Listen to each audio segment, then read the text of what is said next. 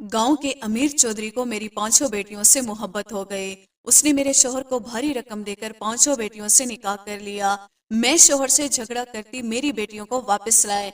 इस्लाम में ये सब हराम है, लेकिन शोहर मेरी ना सुनता। एक दिन छुप कर बेटियों से मिलने गई तो मेरी खुशी की इंतहा न रही, क्योंकि मेरी पांचों बेटियां तो मालकिन बनी राज कर रही थी। मगर उस वक्त मेरा दिमाग चकरा गया जब मेरी नजर उनकी शलवार।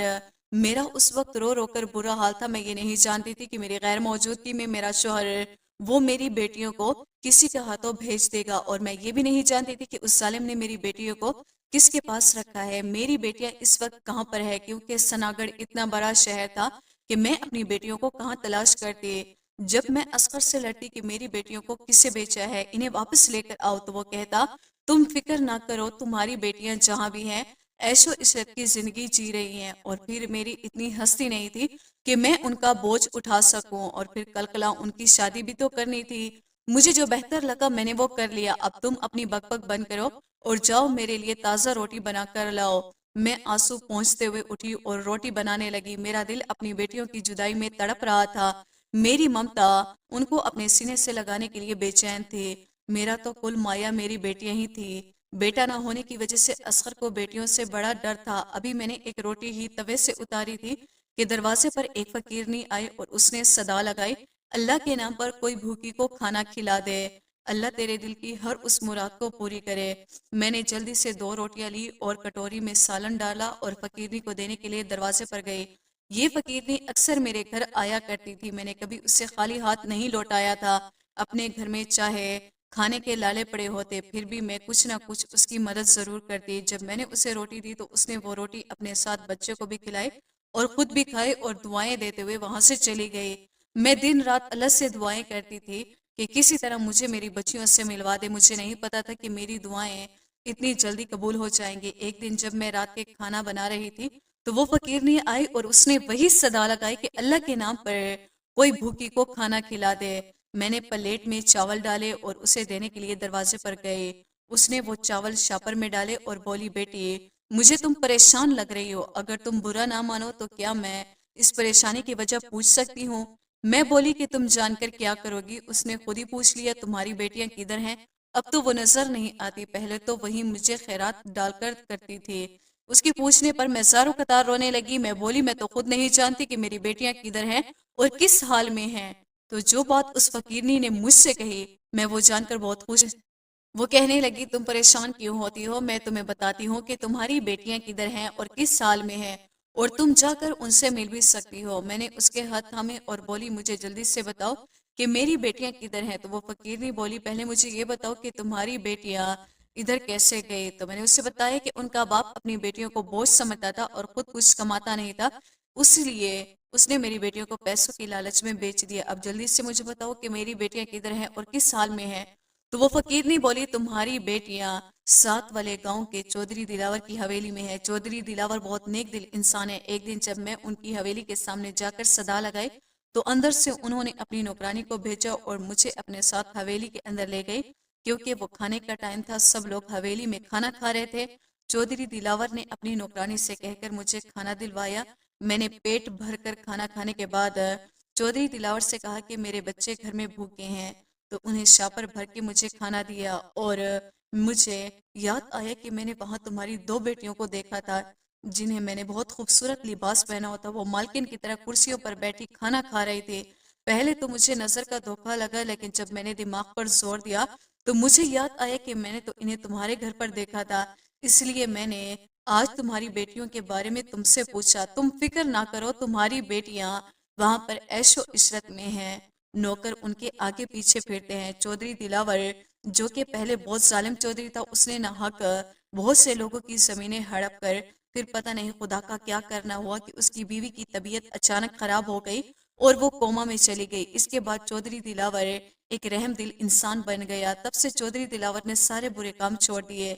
उसने लोगों की छीनी हुई उनकी जमीनें भी वापस कर दी। ये सब जाने के बाद मैंने सुख का सांस लिया, वरना मैं तो ये सोच सोच कर बहुत परेशान थी कि पता नहीं मेरी बेटियों के साथ क्या सलूक हो रहा होगा और वो किस हाल में होंगी। वो फकीरनी ने सब कुछ बताने के बाद वहां से चली गई और मैं ये सोचने लगी कि मैं वहां कैसे जाऊंगी, क्योंकि अगर मैं अपने शोहर को वहां जाने के बारे में बताती تو وہ مجھ سے کبھی بھی جانے کی اجازت نہیں دیتا۔ رات کو جب میرا شوہر گھر آیا تو میں نے اس سے پوچھا کہ میں کچھ دن کے لیے اپنے مائکے جانا چاہتی ہوں۔ اصغر بولا، پہلے تو کبھی تم نے مائکے جانے کا نام نہیں لیا جب سے تمہاری ماں اس دنیا سے گئی ہے۔ میں نے کہا کہ اپنی بیٹیوں کو یاد کر کے ہر وقت روتی رہتی ہوں، پریشان ہوتی رہتی ہوں، ادھر جاؤں گی تو میرا دل بھی بہل جائے گا، کچھ دن رہنے کے بعد میں واپس آ جاؤں گی۔ اصغر مان گیا، اس نے کرائے کے لیے مجھے کچھ پیسے تھمائے، میں نے جلدی سے کچھ کپڑے ساتھ لیے اور گھر سے نکل گئی۔ پوچھتے پوچھتے میں اس گاؤں تک پہنچ گئی۔ مجھے چودھری دلاور کی حویلی کا پتہ نہیں تھا۔ میں نے ایک عورت سے پوچھا کہ چودھری دلاور کی حویلی کہاں ہے؟ وہ بڑی حیرت سے میری طرف دیکھنے لگی اور بولی، تم کہاں سے آئے ہو؟ میں نے اس سے یہ بات چھپائی کہ میں اپنی بیٹیوں کے لیے یہاں آئی ہوں۔ میں بولی کہ دنیا میں میرا کوئی آگے پیچھے نہیں ہے۔ سنا ہے چودھری دلاور بہت نیک دل انسان ہے، غریبوں کی بہت مدد کرتا ہے، بے سہاروں کو سہارا دیتا ہے۔ مہربانی کر کے آپ مجھے چودھری دلاور کی حویلی کا پتہ بتا دے۔ اس عورت نے میرے ساتھ ایک بچہ بھیجا جو مجھے چودھری دلاور کی حویلی کے سامنے چھوڑ کر چلا گیا۔ وہ حویلی کم اور کوئی محض زیادہ لگ رہا تھا۔ میں حویلی کے گیٹ کے سامنے کھڑی حویلی کو بہت حیرت سے دیکھ رہی تھی، جو کہ بہت خوبصورت تھی۔ گیٹ پر دو بڑے بڑے مونچھوں والے اور بڑے بڑے بالوں والے گارڈ کھڑے تھے۔ ان میں سے ایک میرے قریب آ کر بولا، ہاں بہن کیا چاہیے؟ کھڑی کیا دیکھ رہی ہو؟ کس سے ملنا ہے؟ اتنا پوچھنے پر تو میرے پسینے چھوڑ گئے، میری ٹانگیں کانپ رہی تھی۔ میں کانپتے ہوئے آواز میں بولی، بھائی مجھے چودھری دلاور سے ملنا ہے۔ تو وہ بولا، کیوں ملنا چاہتی ہو؟ کیا کام ہے؟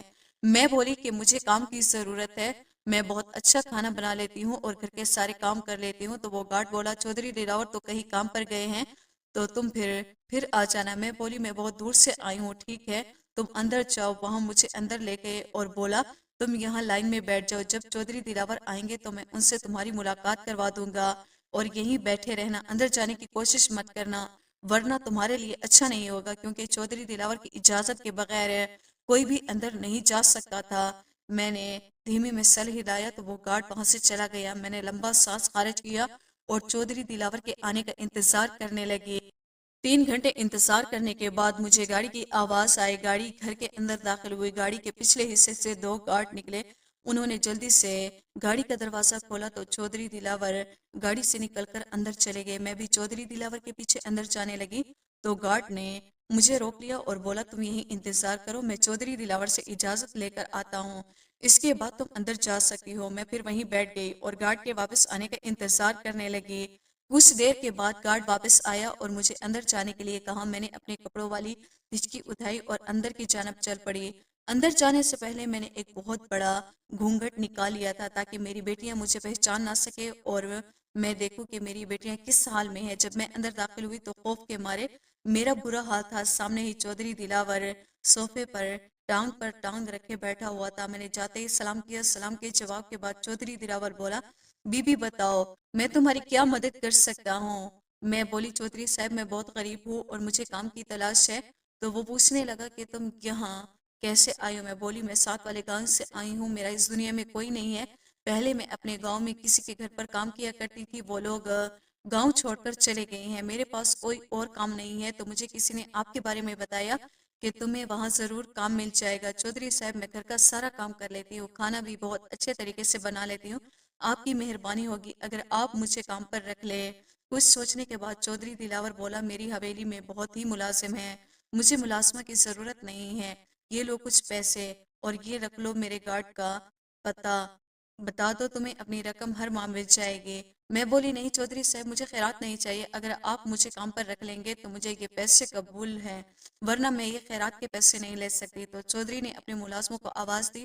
ملازمہ دوڑتی ہوئی آئی اور بولی، جی چودھری صاحب۔ چودھری دلاور بولا، آج سے کھانا بنانے کی ذمہ داری تمہاری ہے اور آج سے صفائی کا سارا کام یہ نئی ملازمہ کرے گی۔ میں یہ سن کر بہت خوش ہوئی اور میں نے کہا کہ چودھری صاحب آپ کا بہت بہت شکریہ، سچ میں آپ کا دل بہت بڑا ہے۔ وہ ملازم مجھے اپنے ساتھ لے گئی اور مجھے سارا کام سمجھا دیا۔ اس دن میں نے کوئی کام نہ کیا کیونکہ وہ میرا پہلا دن تھا۔ کام سمجھانے کے بعد ملازمہ نے مجھے میرا کوارٹر دکھایا جو کہ ملازمین کے رہنے کی جگہ تھی۔ کوارٹر میں ہر طرح کی سہولت موجود تھی جو چودھری دلاور کے نیک دلی کا بولتا ہوا ثبوت تھا۔ اگلے دن فصل کیا جان پر رضیہ نے مجھے جگایا۔ رضیہ اس حویلی کی پرانی ملازمہ تھی۔ میں نے اٹھنے کے بعد نماز فجر ادا کی اور اللہ تعالیٰ کے سامنے گڑ گڑا کر دعا کی کہ مجھے میری بیٹیوں سے ملا دے۔ اس کے بعد میں اپنے کام پر لگ گئی۔ تمام کمروں کی صفائی کرنے کے بعد جب میں آخری کمرے کی صفائی کرنے کے لیے اس کمرے کی جانب گئی تو ایک دم مجھے پیچھے سے آواز آئی، اس کمرے میں مت جانا۔ میں بولی بس اس کمرے کی صفائی رہ گئی ہے، تو وہ بولی اس کمرے میں کسی کو بھی جانے کی اجازت نہیں ہے۔ میں بولی وہ کیوں؟ رسیا بولی کہ میں تمہیں یہ بتانا ضروری نہیں سمجھتی، ابھی تم نئی نہیں ہو، آہستہ آہستہ تمہیں سب پتہ چل جائے گا۔ نیچے جو صفائی رہ گئی ہے تم وہ کر لو، وہ دوبارہ سے اس کمرے میں جانے کی غلطی مت کرنا۔ یہ چودھری دلاور کا حکم ہے کہ اس کمرے میں کسی کو جانے نہ دیا جائے۔ میں نے صفائی کرنے کے بعد رضیہ کے ساتھ ساتھ مل کر کھانا لگوایا۔ میری نظریں بار بار اپنی بیٹیوں کو ڈھونڈ رہی تھی کیونکہ کھانا لگ چکا تھا، میں نے گھونگھٹ ویسے ہی نکالا ہوا تھا۔ کچھ دیر کے بعد مجھے اپنی پانچوں بیٹیوں کی آواز سنائی دی، جنہوں نے کھانے کی ٹیبل پر آتے ہی چودھری دلاور کو سلام کیا۔ چودھری دلاور نے بہت پیار بھرے لہجے میں ان کے سلام کا جواب دیا اور بولا بیٹھو بیٹا، کھانا شروع کرو، ہم لوگ تمہارے انتظار کر رہے تھے۔ خاموشی سے گھر کے تمام افراد نے کھانا کھایا۔ کھانا کھانے کے بعد سب باری باری اٹھ کر جانے لگے۔ گھونگھٹ ہونے کی وجہ سے مجھے اپنی دونوں بیٹیوں کے پاؤں نظر آئے۔ جب ان کے پاؤں پر میری نظر پڑی تو میری ممتا تڑپ اٹھی۔ میں چاہ کر بھی ان سے پوچھ نہ سکی کہ ان کے پاؤں کی یہ حالت کیسے ہوئی۔ ویسے تو چودھری بہت نیک دل بنتا پھرتا تھا، مجھے لگتا تھا کہ اس کی ہر نیک دلی بس دکھاوے کی ہے۔ اصل میں تو یہ وہی ظالم چودھری ہے جو کہ پہلے کبھی ہوا کرتا تھا۔ تمام کام ختم کرنے کے بعد جب میں اپنے کوارٹر میں گئی تو میں رضیہ سے بولی رضیہ تم سے ایک بات پوچھوں؟ تو وہ بولی ہاں پوچھو۔ میں بولی وہ لڑکیاں کون تھی جو کھانے کی ٹیبل پر بیٹھی تھی؟ تو رضیہ بولی وہ چودھری صاحب کی بیٹیاں ہیں۔ میں بولی اگر وہ چودھری صاحب کی بیٹیاں ہیں تو ان کے پاؤں کی یہ حالت کیسے ہوئی؟ رضیہ چپ ہو گئی اور بولی اچھا مجھے اب کچھ کام ہے، میں جا کر واپس آتی ہوں، تم سو جاؤ۔ لیکن میں کیسے سو سکتی؟ میں تو ایک ماں تھی اور ایک ماں اپنی اولاد کی یہ حالت دیکھ کر کیسے سوچ سکتی ہے؟ وہ ساری رات میں نے جاگ کر گزار دی، روتے ہوئے گزاری۔ اگلی صبح جب میں حویلی میں گئی تو میری پانچوں بیٹیاں صوفے پر بیٹھی ہوئی تھی اور آپس میں باتیں کر کے ہنس رہی تھی۔ ایسا لگ رہا تھا کہ جیسے یہ یہاں بہت خوش ہو۔ اتنے میں چودھری دلاور آیا اور بولا تم لوگ یہاں کیا کر رہی ہو؟ چلو کمرے میں جاؤ اور جو کام میں نے تم لوگوں سے کہا ہے اس میں ذرا بھی کوتاہی نہیں ہونی چاہیے۔ وہ پانچوں جلدی سے اٹھی اور سیڑھیاں عبور کرتے ہوئے اپنے کمرے میں گئی۔ جس کمرے میں رضیہ نے مجھے جانے سے منع کیا تھا، میں نے بھی ٹھان لی تھی کہ میں اس کمرے میں ضرور جاؤں گی اور معلوم کروں گی کہ آخر کیا راز ہے، میری بیٹیوں کے پاؤں ایسے کیوں ہیں، کیوں انہیں اتنی زیادہ تکلیف دی جا رہی ہے۔ وہ صرف کھانا کھانے کے لیے ہی نیچے آتی ہیں، اس کے بعد فوراً ہی اسی کمرے میں چلی جاتی ہیں۔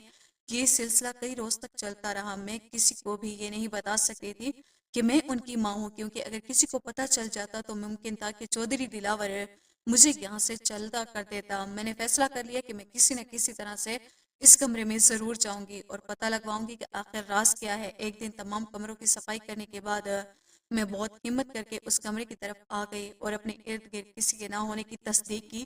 جب مجھے یقین ہو گیا کہ میرے آس پاس کوئی بھی نہیں ہے تو میں نے ہمت کر کے دروازہ کھولا۔ دروازہ کھولتے ہی جو منظر میں نے دیکھا وہ دیکھنے کے بعد میرا کلیجہ منہ کو آ گیا۔ میں بیان نہیں کر سکتی اس وقت میری حالت کیا تھی۔ اس وقت میرے پیچھے کسی کی آواز آئی، تمہاری ہمت کیسے ہوئی اس کمرے تک آنے کی؟ میں نے جلدی سے دروازہ بند کر دیا۔ میں نے پیچھے مڑ کر دیکھا تو چودھری دلاور بہت غصے میں مجھ سے بولا کیا تمہیں کسی نے بتایا نہیں کہ اس کمرے میں کسی کو بھی جانے کی اجازت نہیں ہے؟ میں گھبراتے ہوئے بولی جی بتایا تھا، میں نے سب کمروں کی صفائی کر دی تو میں نے سوچا اس کمرے کی بھی کر دوں۔ چودھری دلاور مجھے انگلی دکھاتے ہوئے بولا خبردار آج کے بعد اس کمرے کے آس پاس بھی نظر آئی تو مجھ سے برا کوئی نہیں گا، اب جاؤ اور یہاں سے اور جا کر اپنا کام کرو۔ میں روتے ہوئے وہاں سے چلی گئی۔ رضیہ جو کہ یہ سب سن رہی تھی مجھ سے بولی کہ میں نے تمہیں منع بھی کیا تھا کہ کسی کے کمرے میں مت جانا کیونکہ وہاں کسی کو بھی جانے کی اجازت نہیں ہے۔ چودھری صاحب نے اس غلطی کی بنا پر کئی ملازموں کو نوکری سے نکال دیا ہے اور ہو سکتا ہے کہ تمہیں بھی نوکری سے نکال دیا جائے، کیونکہ چودھری صاحب کو بالکل بھی یہ گوارا نہیں ہے کہ کوئی اس کمرے کے آس پاس بھی بھٹکے۔ میں رضیہ سے بولی رضیہ خدا کے واسطے کچھ کرو، میرے پاس تو اور کوئی ٹھکانہ بھی نہیں ہے۔ رضیہ بولی میں کچھ نہیں کر سکتی، میں تو خود ایک ملازمہ ہوں، میری کیا اوقات۔ اتنے میں چودھری دلاور نیچے آیا تو میں اس کے پاس پڑ گئی۔ چودھری صاحب خدا کے واسطے مجھے معاف کر دے، آج کے بعد کبھی ایسی غلطی نہیں کروں گی، مجھ سے بس نوکری سے نہ نکالیں، میرا اور کوئی ٹھکانہ نہیں۔ چودھری صاحب بولا کہ اچھا ٹھیک ہے جاؤ اپنا کام کرو اور مجھے اب شکایت کا موقع نہیں ملنا چاہیے۔ اگلے دن حویلی کو رنگ برنگے پھولوں سے سجایا جا رہا تھا۔ رضیہ مجھ سے بولی سکینہ آج پورے گھر کی اچھی طرح سے صفائی کرنے کے بعد کچن میں آ جانا اور کھانا بنانے میں میری مدد کرنا، کیونکہ آج زیادہ لوگوں کا کھانا بنانا ہے۔ میں نے کہا ہاں، سر ہلا دیا اور اپنے کام میں مصروف ہو گئی۔ صفائی کا کام ختم کرنے کے بعد میں رضیہ کا ہاتھ بٹانے کچن میں چلی گئی۔ میں رضیہ سے بولی آج ہی اتنا اہتمام کیوں ہو رہا ہے, کیا کوئی آ رہا ہے؟ تو رضیہ بولی آج چودھری صاحب کے سب بیٹے جو کہ اعلیٰ تعلیم حاصل کرنے کے لیے مختلف ممالک میں گئے ہوئے تھے آج سب اپنے کمرے واپس لوٹ رہے ہیں. اسی خوشی میں حویلی کو سجایا جا رہا ہے اور چودھری صاحب نے حکم دیا ہے کہ کھانا بہت اچھا ہونا چاہیے کیونکہ ان کے بیٹے کافی سالوں کے بعد حویلی آ رہے ہیں, اس لیے چودھری صاحب چاہتے ہیں کہ کسی چیز میں کوئی کمی نہیں ہونی چاہیے. اچھا اب تم جلدی جلدی ہاتھ ہلاؤ اور اپنا یہ گھونگھٹ اٹھا دو, یہاں میرے علاوہ اور کوئی دوسرا نہیں ہے. میں نے اپنا گھونگھٹ اٹھا لیا. رضیہ بولی اب تم سلاد بنا دو. میں نے سلاد بنانے کے بعد برتن صاف کیے. اتنی دیر میں گاڑی کی ہارن کی آواز بجی اور رضیہ نے جلدی سے تازہ جوس کے ساتھ دوسری چیزیں ٹرے میں سجائی اور جلدی سے ڈرائنگ روم میں لے کر گئی جہاں چودھری دلاور اور ان کے بیٹے بیٹھے ہوئے تھے. ہمارے جاتے ہی چودھری دلاور کے بیٹوں نے ہمیں سلام کیا. ایسا لگ رہا تھا کہ چودھری دلاور نے ان کی بہت اچھی تربیت کی اور ان کی تربیت کا ہی اثر تھا کہ ان کے بیٹوں نے ملازموں کو سلام کرنے میں خود سے ہی پہل کی تھی. ان کا بڑا بیٹا بولا رضیہ بھی جلدی سے کھانا لگا دے, مجھے بہت زوروں سے بھوک لگی ہوئی ہے. رضیہ بولی جی چھوٹے چودھری صاحب ابھی لگاتی ہوں. میں نے اور رضیہ نے مل کر کھانا لگایا. چودھری دلاور اور ان کے بیٹے نے کھانا کھانے لگے. آج ہماری بیٹیاں کھانے کی ٹیبل پر موجود نہیں تھی. یہ بات مجھے پریشان کری تھی. میں نے تیاری کر لی تھی کہ آج رات سب کے سونے کے بعد میں اس کمرے میں ضرور جاؤں گی, چاہے مجھے اس نوکری سے ہی کیوں نکال دیا جائے, میں ادھر جاؤں گی اور اپنی بیٹیوں کے لیے آئی ہوں. اور جب سب نے کھانا کھا لیا تو چودھری دلاور کے بیٹوں نے کھانے کی بہت تعریف کی. چودھری صاحب بولے رضیہ یہ کھانا کس نے بنایا؟ رضیہ بولی چودھری صاحب یہ کھانا میں نے اور سمینہ نے بنایا ہے. چودھری دلاور بولا آج میں بہت خوش ہوں کیونکہ میرے بیٹے کامیابی کے بعد گھر لوٹے ہیں اور پھر تم دونوں نے کھانا اتنا اچھا بنایا ہے. مانگو آج کیا مانگا ہے نا ہے؟ رضیہ بولی چودھری صاحب مجھے کچھ نہیں چاہیے, اللہ کے بعد آپ کا دیا ہوا سب کچھ ہے میرے پاس. اس سے پہلے کہ چودھری صاحب مجھ سے پوچھتا ان کا بیٹا بولا بابا امی جان کیسی ہے, ڈاکٹر کیا کہتے ہیں؟ تو چودھری بولا مجھے امید ہے کہ تمہاری ماں بہت جلد ٹھیک ہو جائے گی کیونکہ وہ ایک دو دفعہ کومے سے باہر آئی تھی لیکن پھر چلی جاتی ہے. ڈاکٹر نے امید تو دلوائی ہے کہ آنے والے دنوں میں نہیں تو مہینے میں تمہاری ماں بالکل ٹھیک ہو جائے گی اور پھر ان کا خیال بھی تو اتنے اچھے طریقے سے رکھا جا رہا ہے. ان کے بیٹے بولے ہم اپنی ماں کو دیکھنا چاہتے ہیں. تو چودھری صاحب بولے چلو میرے ساتھ اٹھ کر چلنے لگے. میں بولی چودھری صاحب مجھے آپ سے کچھ مانگنا ہے, مجھے امید ہے کہ آپ مجھے خالی ہاتھ نہیں لوٹائیں گے. تو چودھری دلاور بولا ہاں بتاؤ کیا مانگنا چاہتی ہو؟ میں نے چودھری دلاور کے سامنے اپنی جھولی پھیرائی اور بولی چودھری صاحب میری جھولی میں میری بیٹیاں ڈال دیں. چودھری دلاور بولا کون سی بیٹیاں, تم کن بیٹیوں کی بات کر رہی ہو؟ میں بولی وہ جو کہ میرے شوہر اصغر نے آپ کو بیچی تھی, اس کے بدلے میں آپ نے اسے بھاری رقم دی تھی. میں نے تو سنا تھا میری بیٹیاں یہاں پر عیش و عشرت کی زندگی گزار رہی ہیں اور آپ ایک بہت نیک دل انسان ہے, لیکن آپ نے انہیں نہیں دیکھا. میری ممتا یہ دیکھ کر تڑپ اٹھی کہ میں نے اپنی بیٹیوں کے پاؤں پر بڑے بڑے چھالے بنے ہوئے دیکھے جو کہ پانی سے بھرے ہوئے تھے. پتہ نہیں آپ لوگ کون سا ظلم میری بیٹیوں پر ڈھا رہے ہیں. میں تو یہاں اپنی بیٹیوں کو بس دیکھنے کے لیے آئی تھی, لیکن اب میں اپنی بیٹیوں کو اپنے ساتھ لے جائے بغیر واپس نہیں جاؤں گی. چودھری دلاور خاموش رہا. چودھری دلاور کے بیٹے سوالیہ نظروں سے اپنے باپ کی طرف دیکھنے لگے. اتنی دیر میں میری بڑی بیٹی بھاگتے ہوئی سیڑھیوں سے نیچے آئی اور بولی چودھری صاحب جلدی آئے. چودھرائن صاحب کو ہوش آ گئے. یہ سن کر چودھری دلاور بہت خوش ہوا. اس نے میری بیٹی کو اوپر جانے کے لیے کہا اور مجھ سے بولا سمینہ چلو ہمارے ساتھ اور خود دیکھ لینا کہ تمہاری بیٹیاں کس حال میں ہیں. چودھری دلاور اس کمرے کے سامنے جا کر رکا جس کمرے میں جانے کی کسی کو بھی اجازت نہیں تھی. چودھری دلاور اور ان کے بیٹے کمرے کے اندر داخل ہوئے. میں بھی ان کے پیچھے پیچھے اندر چلی گئی. جب میں نے چودھری کے پیچھے اس کمرے کا دروازہ کھولا دیکھا تو مجھے مشینری کے علاوہ اور کچھ نظر نہ آیا, وہ مشینری جو کہ ہسپتال میں مریضوں کے لیے ہوتی ہے. جب میں نے کمرے کی دوسری طرف دیکھا تو مجھے یہ دیکھ کر بہت حیرانگی ہوئی کہ میری بیٹیاں آرام دہ صوفے پر بیٹھی ہوئی ہیں. انہوں نے خوبصورت لباس پہنا ہوا تھا. وہ ایسا لگ رہا تھا کہ جیسے اس حویلی کا حصہ ہو, ان کی دنیا کی ہر نعمت پڑی ہوئی ہو. میں نے گھونگھٹ کو تھوڑا اوپر اٹھایا اور اپنی بیٹیوں کو دیکھا. ان کے پاؤں پر پانی کے چھالے بنے ہوئے تھے, وہ بالکل ٹھیک تھے. میری پانچوں بیٹیاں صوفے سے اٹھ کر چودھرائی اور ان کے بستر کے ارد گرد کھڑی تھی جو چودھرانی کے ہوش میں آنے کی وجہ سے بہت خوش تھے. چودھری دلاور ڈاکٹر سے بولا ڈاکٹر صاحبہ کیا میری بیوی خطرے سے باہر ہے؟ ڈاکٹر بولی جی آپ کی بیوی مکمل طور پر ٹھیک ہے. تو چودھری دلاور بولا یہ سب ان بچیوں کی وجہ سے ممکن ہو سکا ہے جو کہ دن رات اس کے سر پر پہرا دیتی ہے. جیسے ہی میری بیوی کو تھوڑا ہوش آیا تو اس بچی نے فوراً سے فون کر کے آپ کو بلوا لیا. ڈاکٹر بولی اچھا اب مجھے اجازت ہے, میں یہ کچھ دوائیاں لکھ کر دے رہی ہوں جو کہ باقاعدگی سے ان کو دینی ہے اور اس میں کوتاہی بالکل نہیں ہونی چاہیے. रजिया डॉक्टर का बैग उठाए उसे बाहर तक छोड़ने के लिए गई। मैंने अपना घूंघट उठाया, मेरी बेटियां मुझे अपने सामने देखकर हक्का बक्का रह गई और वो सब मुझसे लिपट कर रोने लगी। तो चौधरी दिलावर ने शफकत से उनके सर पर हाथ रखा और बोली, समीना, तुम इनसे पूछ सकती हो कि हमने इनके साथ क्या क्या जुल्म किया है। तो बेटियां बोली, अम्मा नहीं, इन लोगों ने हमारे साथ कोई जुल्म नहीं किया, बल्कि हम तो जब से यहाँ आए हैं चौधरी साहब बेटियों की तरह हमसे प्यार करते हैं और हम मालकिन की तरह इस हवेली पर राज कर रहे हैं। मैं बोली, तुम लोगों के पास जो भी पानी के छाले बने हुए थे वो कैसे बने। तो मेरी बड़ी बेटी बोली, अम्मा ये दोनों किचन में खाना बनाने के लिए गई थी तो गरम गरम घी उनके पाँव पर गिर गया। चौधरी साहब और रब्जिया के मना करने के बावजूद भी ये दोनों खाना बनाने की जिद करने लगी। उनकी जिंदगी की वजह से इन्हें ये तकलीफ उठानी पड़ी। अम्मा, आप सोच भी नहीं सकती कि हम यहाँ कितने खुश हैं। वो तो खुदा का लाख लाख शुक्र है कि अब्बा ने हमें चौधरी दिलावर को भेज दिया, अगर किसी और को भेजता तो पता नहीं आज तेरी बेटियां कहाँ और किस हाल में होती। अब्बा ने तो मुड़कर हमारी खबर तक नहीं ली कि हमारी बेटियां जी रही हैं या मर रही हैं। उनसे अच्छे तो ये लोग हैं जिन्होंने गैर होते हुए भी हमें इतना प्यार दिया। मैं बोली, मगर तुम इस कमरे तक ही महदूद क्यों रहती हो। मेरी बेटियां बोली, दरअसल माँ, चौधराइन साहब काफी अरसे से बीमार थी और कोमा में थी, तो हम पांच उनकी देखभाल की जिम्मेदारी लिए, इसलिए हम सिर्फ इस कमरे से खाना खाने के लिए बाहर निकलते हैं। चौधराइन बहुत प्यार से मेरी बच्चियों को अपने पास बुलाया और कहा कि इन बच्चियों की खिदमत और देखभाल की वजह से आज मैं मुकम्मल तौर पर ठीक हो पाई हूँ। इन्हें बेटियों ने एक माँ समझकर मेरी खिदमत की है। मैं तुम लोगों का ये एहसान जिंदगी भर नहीं उतार सकती। तुम लोगों ने मेरी इतनी देखभाल की है, चाहे मैं कोमा में थी, लेकिन आंखें खोलने के बाद सबसे पहले तुम पांचों को देखा तो मैं तुम पांचों को हर वक्त अपने पास महसूस करती थी। चौधरी दिलावर को गहरी सोच में डूबा हुआ देखकर चौधराइन बोली, दिलावर साहब, आप किन सोचों में डूबे हुए हैं। तो चौधरी साहब बोला कि कुछ सोच रहा हूँ, मगर पता नहीं जैसा मैं सोच रहा हूँ ऐसा मुमकिन हो सकता है कि नहीं। तो चौधरी दिलावर का बड़ा बेटा बोला, हमें तो पता चले कि बाबा आप क्या सोच रहे हैं। तो चौधरी दिलावर बोला कि अगर तुम पांचों को कोई एतराज ना हो तो अपनी पांचों बेटियों का निकाह तुम पांचों से करना चाहता हो। तो उन पांचों बेटे बोले, बाबा इससे हमें कोई एतराज नहीं है, आप हमारे बड़े हैं और बड़े होने के नाते आप हमारे लिए जो भी फैसला करेंगे हमें वो सर आंखों पर होगा। तो चौधरी दिलावर मुझसे बोला, समीना बहन, तुम बताओ क्या चाहती हो। तुम वापस अपनी बेटियों को उस दरिंदे इंसान के पास ले जाना चाहती हो जो फिर तुम्हारी बेटियों को किसी के हाथ बेच सकता है।